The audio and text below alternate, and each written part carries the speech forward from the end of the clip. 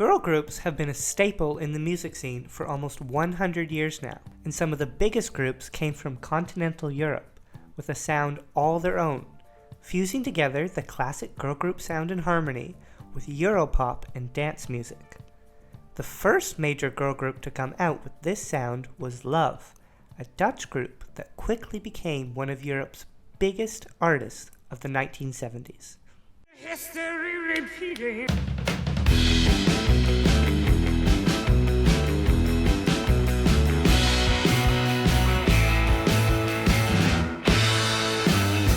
Welcome back to History Repeating. I'm Ryan, and today's episode is all about Love, one of the best girl groups of all time. Created by legendary producers and writers Hans van Hemet and Piet Zoer, Love was formed in 1977 with members José Hoebee, Patty Bart, and Marga Scheide. The group found immediate success with the singles My Man and You Owe Me, but it was the song You're the Greatest Lover that would catapult the group into superstardom. Hits like Trojan Horse, Casanova, and My Number One would follow before the group would break up in 1981. While Love has reunited several times over the years and recorded new music, they officially called it quits in 2020 due to health issues with lead singer José.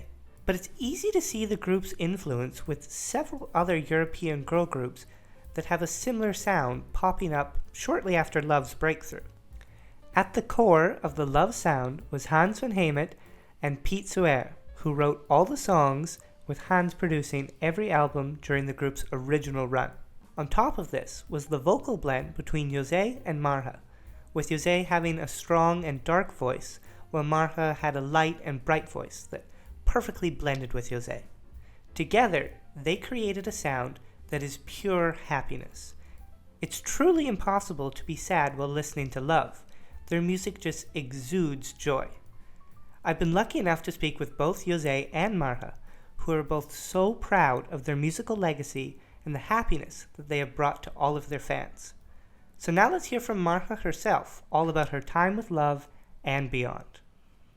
Well, I wanted to start off the same way I always do, which is asking you about how you grew up. Did you grow up in a very musical household? Was music a big part of your life? Well, my father was a good singer, and I didn't do much about it. Only thing is, I love to sing, but I didn't have any idea of being a singer later on. So that was not the case in my situation. But yeah, my father was a good singer. I guess then, did you have any kind of idea? When did you kind of get it in your head that you were going to be a pop singer? Did you ever want to be a pop singer, or did you just kind of fall Well, into it? everybody, every girl or boy, maybe, or every is not the question, of course. But I think there are many people who wanted to be, but you always think that's not. How do you become a singer or whatever? So it's difficult to have the idea or the dream, because there's no way you get into the scene, you know. So you don't think about that. So at least I didn't think about that, because I thought it was impossible. How did you end up then in Love if it never really was like going through your mind? Oh well, I was a model, and I was on the cover of some records from Phonogram in that time. Now it's Universal, and I did very much covers for the records, and like romantic feelings and that sort of music, you know. So they needed a cover for that, and I did the modeling for that. So in one time, Hans saw those pictures, and then he asked if I would like to come to sing a certain song and see if he could use me. And so I did, and he liked my voice. So yeah, that's in a very short version of how it went. But that's the case. That's the case. And Do you remember the first time that you were in the studio and that you guys were Oh yeah. recording? Oh yeah, I remember. Yeah, I was alone first. I first had to check my voice, and Jose sang her part already on a tape. So I didn't know the girls. Never saw them before, so I just had to sing, and they wanted to see if my voice was what they needed, because Jose has a very a dark voice, and they needed a very a high and cheerful voice with Jose. So they decided that that was the sound they were looking for. So that's why they told me if they asked me if I would be in the group because of the sound. And Jose, she pointed that out to me that that the combination of your voices together really made that Yes, sound. yes, that's the truth, and that's what they were looking for, and they couldn't find that. So when I came up, they said, "Yeah, this is what we need." So those two voices together, they could work with that. And did you have any idea how fast Love would become successful? No, I had no idea, and I was thinking, well, of course, this is going to end in nothing because everybody wants that. So I was just doing my modeling work and earning my money with it, and I was not at all impressed by any action of Love because in the beginning we weren't so successful. So I thought, well, this is going by. So yeah, like many groups, they started and then you don't hear anything of them. So that's what I thought about Love also. So I was just working and working, and I didn't spend many thoughts about Love. And when did it kind of hit you that you guys were different than everyone else, that you were going to have a career? Well, when we were had a number one, um, when the Greatest Lover went number one, and I thought, hey, this is serious. And then they also said that I had to quit the other job. So, and that's what I did, of course, because then we had to travel a lot and to all the countries in Europe and outside of Europe. So there was no place for my other work anymore. So then I quit the other job. Yeah. When you're looking back on that first album, that first, you know, early part with Love, is there any type of a memory that sticks out to you as a personal favorite? Yeah, we liked what we did because we could get along together very well. We were laughing all the time. We had a great time, so it was more like fun for us. Like we took it serious, of course. Everything we did, we took it serious, but it was more like fun. You know what I mean? Yeah. It's yeah. You can see it also on the tapes we have. You see us always smiling, and we had big fun together. So that's what you hear also in the songs, I think. Definitely. I said this to Jose that it's that the Love music, pretty much all of the songs, you can't be sad when you're listening to them. They're just, Well, it's happy yeah, that's music. right. But it's also because we were so happy. We were having a great laugh together, and we were cheerful and enjoying the things. But I never expected in the beginning that it would be successful. I never thought of that because I'm just having a good time. That's it. That's the story more or less in a few words. So yeah.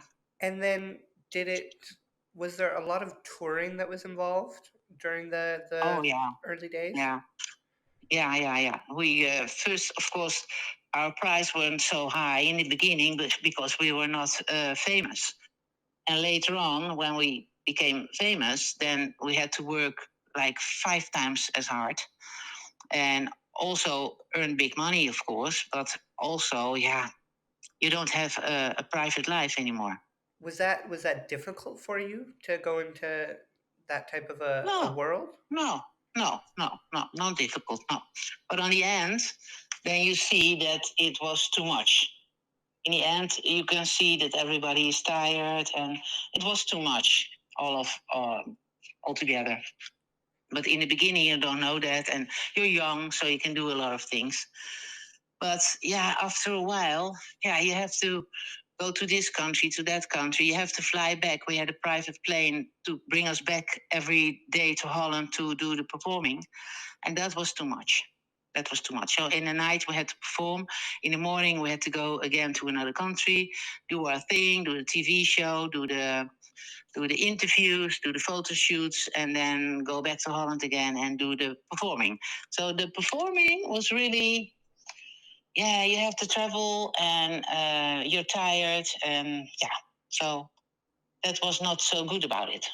You did a lot of music videos. Yeah. Was that a fun experience for you to do the Yeah. different music videos? Yeah. Yeah. We always had a great bunch of fun. It was nice to do that because everybody was nice for us, and we had a lot of fun together. So yeah, so we liked it. And I want to talk about the song Trojan Horse because that one briefly charted in Canada. And I think it was the only one of love songs that did. Okay. But it was uh, a little hit here in Canada, which I found surprising because Okay. did you feel Greatest Lover and Trojan Horse, I would say, are your two biggest songs. Did you feel kind of something special with them that you felt these are really big hits?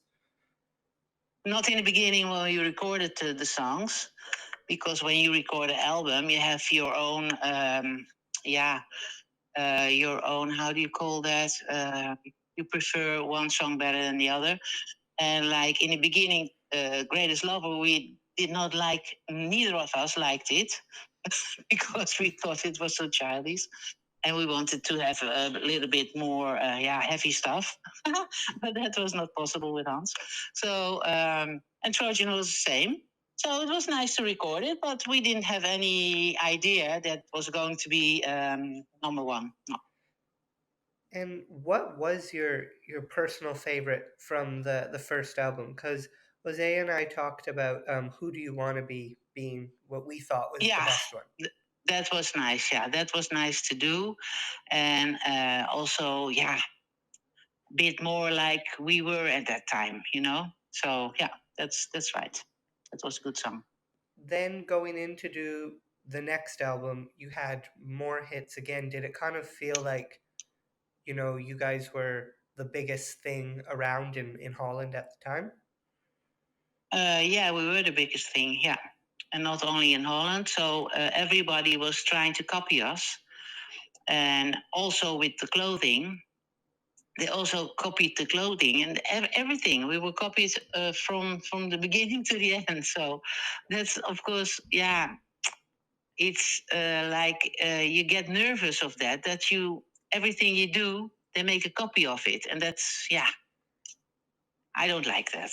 I think you have to be original, and we were original, but then the others thought, we can do that the same, and they just copied us.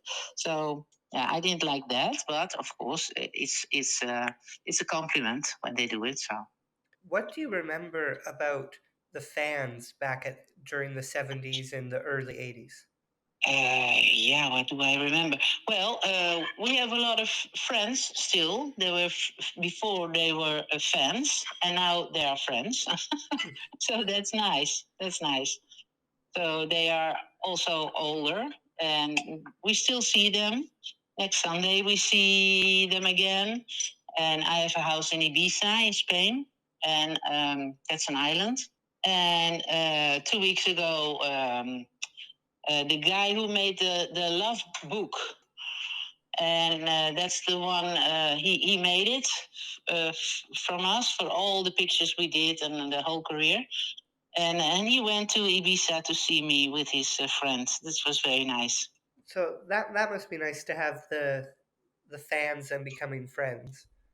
Yeah, that's really nice. That's very nice about it. And yeah, they're always nice. And yeah, think about fans. It's that they're our friends now. Love originally, you weren't together that long because you broke up in 81. Was that kind of a shock to you that you three were not going to continue? I mean, you and Jose No, still work together. it was my wish to stop it because I didn't like it anymore because I was used to get along with the three of us. And then there was a change, and it was a nice girl. So nothing about the girl.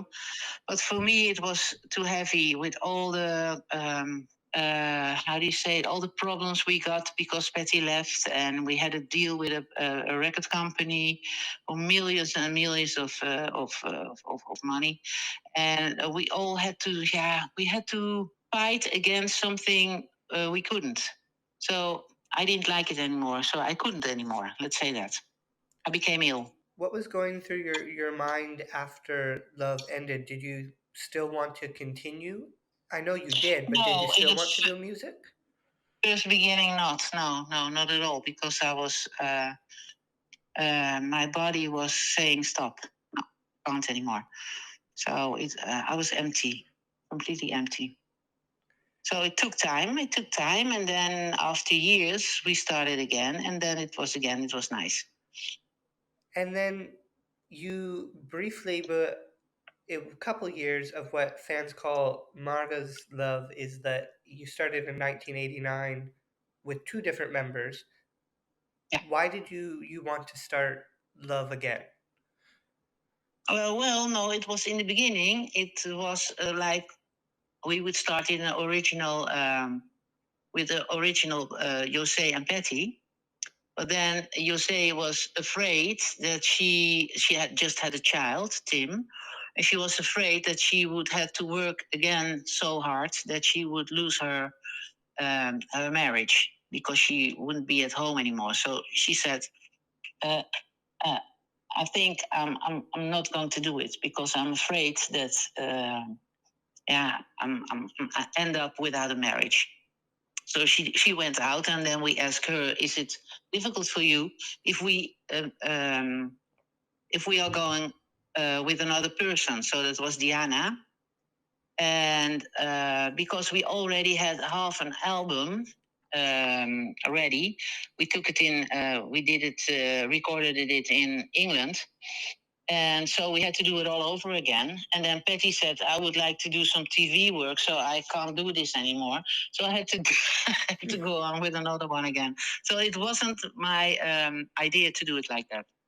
It was more Just the situation. yeah. And you were kind of left with this album that you had already done, so you had to go out and promote it. We had to, because there was a lot of money involved. So. And then in 1990, Love entertained the Dutch Marines in Dubai. Do you remember I did it that? with the same people. Yeah, I did it with the same people. Yeah. And that was nice. Was that your first time doing something like that, performing for the soldiers? Yeah, correct. Yeah. And then the three of you, Patty and Jose and yourself, you got back together in, was it 1993? Could be. I don't know anymore exactly when it was, but it's right. Yeah, you say it right. Or nay? Yeah, no. Oh yes, that was the Love Gold album. You had the ABBA Gold, and then we did the Live Gold album. Yeah, we did album. Yeah, correct. And the three of you were together, and you performed again, and you did an album together again after that. Did you feel the reception from fans in that to have the three of you back together? Yes, of course. Yeah, they liked it very much. But that didn't last very long, I think. We did the album and then we quit again, something like that. So, it was a short period. We earned a lot of money and then we quit again. And then you came back again in the early 2000s, and you did the Toppers concert, which is in front of so many people. Was that the biggest audience you've ever performed in front of? Yeah, I think so. And it was like a year before they started with the Toppers.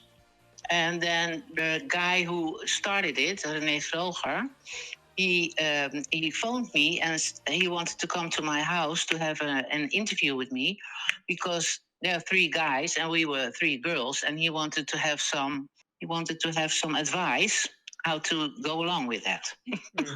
So and then he gave me the card, and it was the first time. It was the Toppers. It was the first performance, and then I was there, and I thought, oh, I would love to do this. This is so nice, and so it was a dream come true. So that's why we did it. Were you at all nervous to be in front of such a big audience? No, me not. No, I'm the only one who was never nervous before performance. Also not for this one, because I liked it so much. I wanted to enjoy it. I wanted to every moment in my memory. So I was not nervous. Jose and Patty were very nervous, but I wasn't. No, I liked it so much, and I really enjoyed it. So no, great joy. Just I guess it would be about 2020 that Love stopped performing and officially said that this is it. What was what was that like for you to finally, I guess, say goodbye to Love? Yeah, it was okay because Jose went ill, so there was no way back. And I had to perform for 2 years in Belgium with a guy who performed in theaters, and we had a contract with him. And because we couldn't appear like Love, he asked me to do alone the show with him, and then he would change some things, and I was a special guest then. So I did it for 2 years, and then I really knew I would like to quit. So after the contract, I said, "No, this is the end. I don't want this anymore." When you look back at your career, is there any type of a particular accomplishment that you're very proud of? Well, everything, because we had to work very hard to get to this. So I'm very proud of everything we did, and we did it good. Performances were good, the clothing were good, the songs were good, everything was good. So I'm very proud above all of this. I'm proud of it. Yeah. And Of the whole career. it was so good that there were so many people that copied you trying Yeah. to have that success. Yeah. Of all the Love songs, is there one that's your personal favorite from any album? Yeah, there are a few. Like now, I like for example, I like The Greatest Lover very much because the audience were always so involved, and they were doing the thing with the hands, and then the whole audience did it. So it was so nice. So I really became to love that song. So the first time that we did it in studio, I didn't like it, but then after a while, when the people were so enjoying the song, I really like that song. So that's my favorite now. It's funny how time can change things like that. Yeah, yeah. And going forward into the future, what do you hope people will remember about Love? Well, I hope they enjoy the music, of course, and I hope they think about it like it was.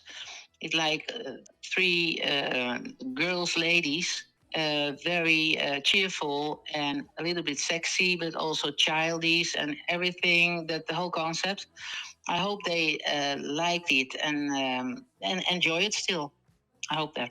During your time with Love, is there any particular memory that stands out to you as either a funny memory, a proud one, a happy one, just something maybe between you and Jose that you have? Yeah, we had a lot of things we laughed about because when we worked so hard, and then but for example, I'm very early awake always, my whole life. So I'm not very good in the evening, in the night. I'm very how do you call it, sleepy then, and so when we came somewhere, most of the time I was sleeping, and I said, "Oh, do I have to do it again? Do I have to do it again?" And then, if we were in a hotel and I woke up, I didn't know what country I was, what hotel I was. I didn't know because we had to do so much.